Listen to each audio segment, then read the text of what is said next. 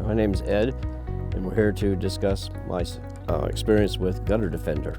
I had leaf filter before, and every year we'd have these maple seedlings come down, and then they'd get stuck on there, and then they'd be growing out of the system.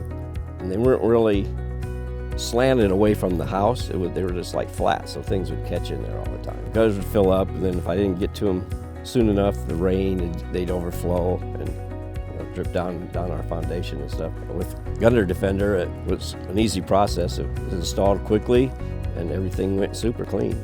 I haven't noticed anything sticking on them and having any problem with any water.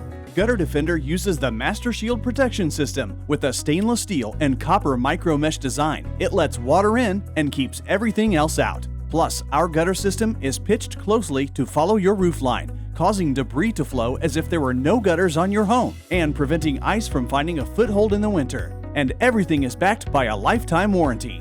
I told my friends about Gutter Defender because it's a good product, and I had no problems with it, and it does its job. As I got older, I was told not to get on my roof anymore, and it's great that I don't have to.